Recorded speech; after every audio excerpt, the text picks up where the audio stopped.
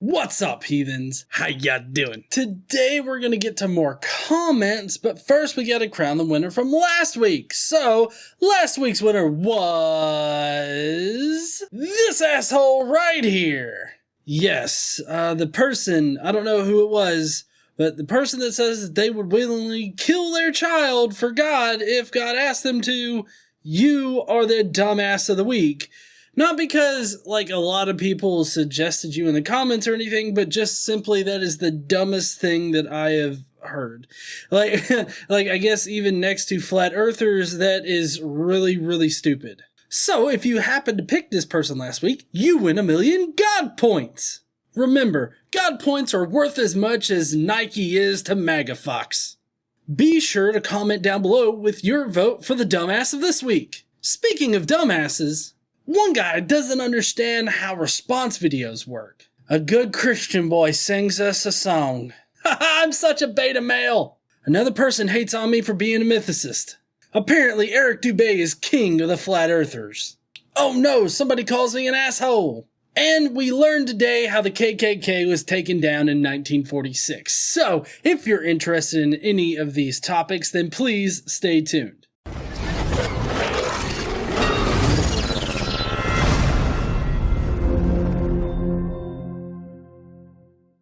First, though, we've got Today I Learned. We got a few doozies for Today I Learned. They're all factual. You can trust me on this, okay? I mean, some of them are crazy, but you know how shit goes on Today I Learned. So today I learned Ida Craddock, a 19th century sex educator, wrote pamphlets that advised couples on the importance of foreplay, complications of having too big of a penis, and how to properly rupture the hymen. She later committed suicide after being sentenced to prison for breaking obscenity laws. For teaching people proper uses of huge penises, as well as the importance of foreplay. We don't want that kind of information out there, Ryder. That's why you got... Actually, this is all bullshit. The story's true. I mean, this shit is true, but, I mean, it's bullshit that she got sentenced to prison for breaking obscenity laws. What the fuck? This is ridiculous. Why would we do this shit? Well, 19th century, that's fucking why. Alright, so next on Today I Learned... I'm never gonna stop singing that, by the way, guys. You can just put that to bed right now.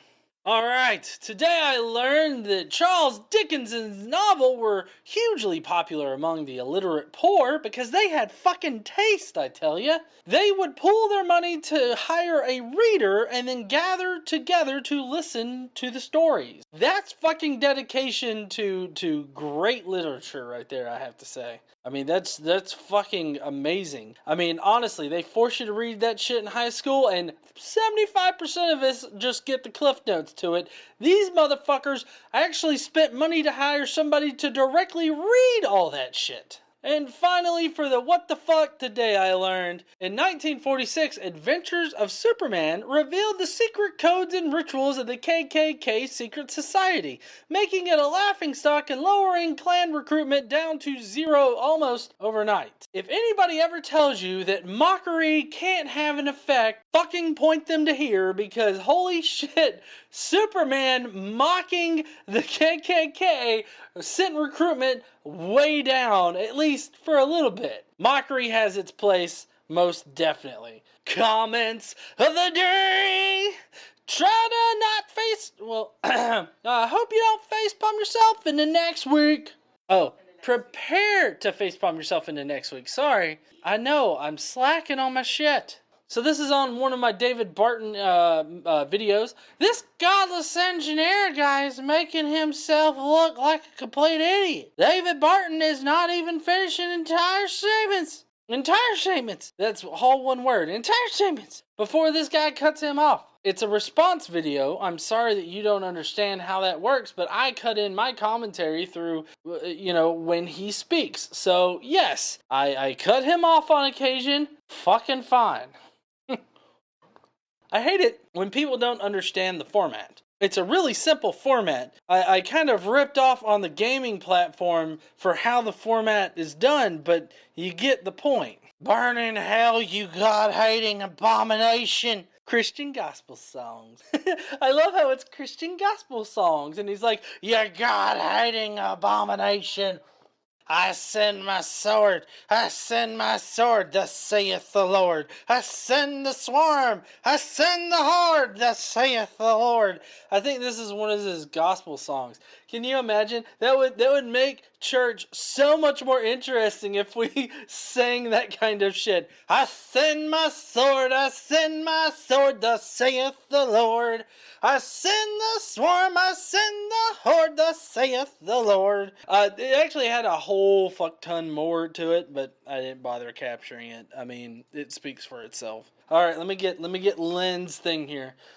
You are such a beta male. It just needs a go fuck yourself. Here's one from Darth McGee, who doesn't like the fact that I'm a mythicist. Mythicist mocks Ken Ham. Wow, the irony is thick. For the third time, GE. How do historians determine if someone existed? Any year now. You claim you were willing and ready to discuss this with anyone, yet you refuse to answer this simple question. Strange. To be fair, in the comments here, I did explain to him how, at least in my view, historians prove that somebody existed. Basically, you have multiple accounts that are independent of each other that can confirm something existed. Now, a lot of times in history, we just have like single anecdotal accounts. But what you have to judge is, the probability that something existed or something happened. Like, just saying that somebody existed in the past and you have some kind of account, at least somewhere near it, where somebody, like a first-hand source, could have accounted for it, then the probability is that the guy probably existed. But you see, the problem is that with Jesus, we don't have any of that. We don't have any evidence that suggests he actually existed on earth. You got Paul, that was the earliest one, who said that he only experienced Jesus as the risen Christ, and he never saw Jesus on earth. So it's quite reasonable to say that there was probably never a person named Jesus Christ or considered the Christ or named Jesus that would match the Jesus that we know out of the Bible. It's very reasonable to think that he didn't exist. But this guy right here wants to be like, oh, I gotcha. How do historians prove people existed? I know how historians prove people existed, but the problem that I have with New Testament scholars and whatnot is the fact that the same methods that they use to prove like Jesus existed, they also use to prove that he rose from the dead. So it's the same historians that are confirming both things. You can't expect me to take that fucking seriously, okay?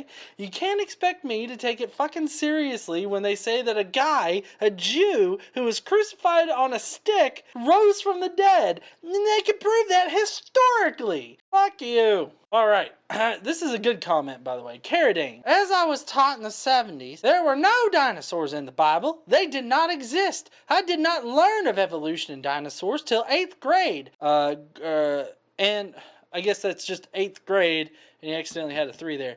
And high school. Faith and science cannot mix, said my priestly and nun teachers. Yeah, I would say that there's probably a lot of them out there that didn't think that dinosaurs existed and that dinosaurs were just proof that, the Satan was trying to convince them God didn't exist. I believe that. Sorry you had that experience there, Carradine. Whatever. Zechariah William. If you actually watch videos by Eric Dubay and don't come to the realization that the earth isn't a globe, you're an idiot. Eric Dubay has the worst arguments for a flat earth. This is a motherfucker that thinks that gas bubbles put craters on the earth. This is a motherfucker that uses a sun and moon model that can't account for eclipses. I mean, he just says that the sun rotates in our atmosphere in the firmament without setting our atmosphere on fire, without actually providing, an explanation for what we see in the sky, all of that shit, he can't explain. But yet, if you watch him and you're not convinced that it's a flat earth, you're a fucking idiot. It could have been a giant on the ground that farted. We don't know. I mean, today I just heard that my desk makes fart sounds. The earth is a hexagon. Fuck you, bitch. Suck my nuts. Convinced. You got me. The earth is a hexagon, people. Spread it around. We need to get the truth out there. Make a hexagonal channel and say, you're an idiot if you think that it's round and not a hexagon. You'll get 200,000 views easy. Let's see. This is on one of my Dr. Gene Kim videos. To think man is greater than God is insanity above everything. Everything! Have the decency and humility to admit there is a need, indeed something greater than yourself out there. To think you're greater and better breeds arrogance and ignorance. Basically, you're an asshole and should be treated as such. I do agree that I'm an asshole at times. I don't mind if you treat me as an asshole. I'm perfectly fine being treated as an asshole. It's quite unreasonable to think that there's something greater than ourselves, like God.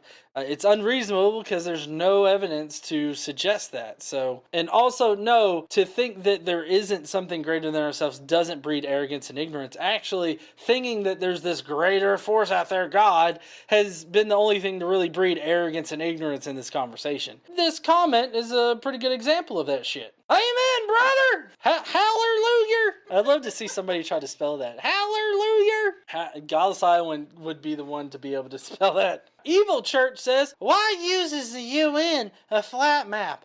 And why is there no normal pic from the globe? And why are there never the same? And if this globe is so big that you can't see the roundness, then why could Stephen Hawking test it with a helicopter and over some 5 kilometers the helicopter disappeared 3 meters behind the water? What a joke! I don't even know what this guy's trying to say. I mean, really, I have no idea. I know he doesn't know what he's trying to say. But, I mean, why would Stephen Hawking test it with a helicopter? Like, what the fuck? I don't even know what he's talking about, Stephen Hawking in a helicopter. Did Stephen Hawking get in a helicopter, try to prove the world is an oblate spheroid? I have no idea. I do hope you're using beta cuck in an ironic sense. There's a whole world of crazy behind that term. And I would have to agree, there is a whole world of crazy. I think the whole term beta cuck has gotten to the point where it's so diluted that it literally means nothing. So yes, when I say shit like totes or beta cuck or dab or whatever, like, I'm doing those things sarcastically in a way to show stupidity. Like, if I say that shit, I'm being dumb, and it's to prove a point. I'm wearing, this is a Bigfoot hat. I do it sarcastically, okay? Alright, so that's it for comments of the day. I hope you didn't facepalm yourself in the next week. I got it right that time. Yeah, that was better. That